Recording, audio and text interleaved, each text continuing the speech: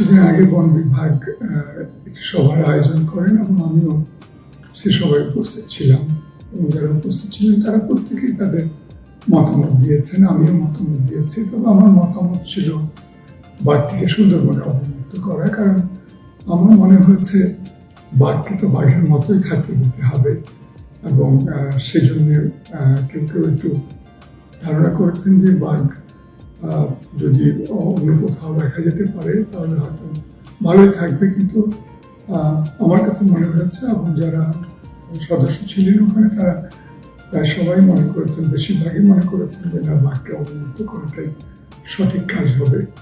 তো বন বিভাগকে সেভাবে অবমুক্ত করবার জন্য যারা পরামর্শ দিয়েছেন, এই স্থানীয় জনগণেরও কিন্তু একটি আস্থার জায়গা তৈরি হবে যে বন বিভাগ একটি বাঘ উদ্ধার করতে পারেন, অসুস্থ অবস্থায় সুস্থ করে আবার বনে ছেড়ে দিতে পারেন এবং আমাদের কল্যাণে বন বিভাগ এটিকে মনিটর করছেন, পর্যবেক্ষণ করছেন, যাতে এটি গ্রামে বা কাছাকাছি এলে তারা যেন আবার আমাদের বন বিভাগের যারা সহকর্মী রয়েছেন এবং আমাদের ওয়াইল্ড টিম, বন বিভাগ সহ আমরা যে ভলান্টিয়ার তৈরি করেছে, ভিলেজ টাইগার রেসপন্স টিম, তারা বাঘবন্ধু, এরা সবাই মিলে যেন আবার বাঘটিকে বনে ভেতরে দিয়ে দিতে পারে।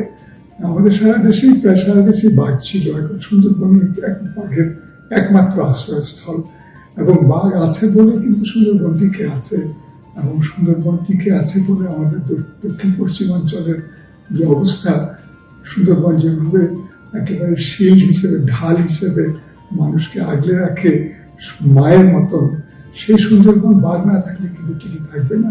এবং আমরা মনে করি যে বাঘের অভিভাবক হচ্ছে স্থানীয় জনগণ, কারণ তাদেরকে সম্পৃক্ত করা গেছে। এটি পৃথিবীর বহু দেশে সম্ভব হয়নি, বাংলাদেশে সম্ভব হয়েছে বন বিভাগের উদ্যোগে এবং স্থানীয়ভাবে যারা স্থানীয় জনগণ এবং ওয়াইল্ড টিম বন বিভাগের সাথে যোগ দিয়েছেন। এবং আমি বিশ্বাস করি যে এই জনগণকে সাথে নিয়ে আমরা যদি এটি রক্ষা করতে পারি, কারণ যেহেতু বনের অভিভাবক এখন বাঘ এবং বাঘের অভিভাবক কিন্তু স্থানীয় জনগণ।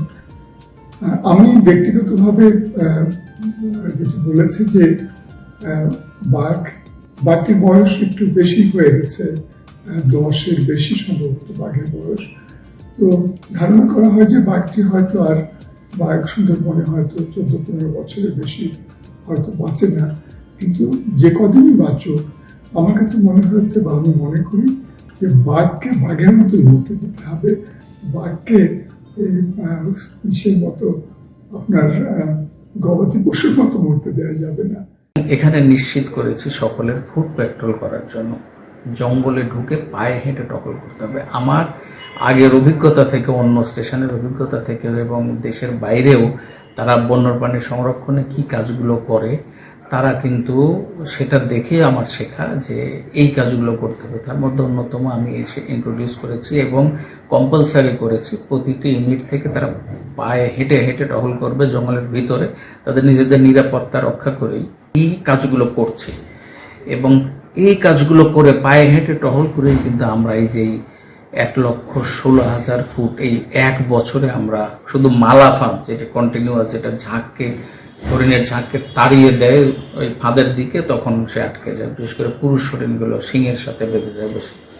আপনারা জানেন যে গত 4 জানুয়ারি আমরা আগের দিন আমরা একটা গোপন ইনফরমেশন পেলাম যে একটি বাঘ আটকা পড়ে আছে।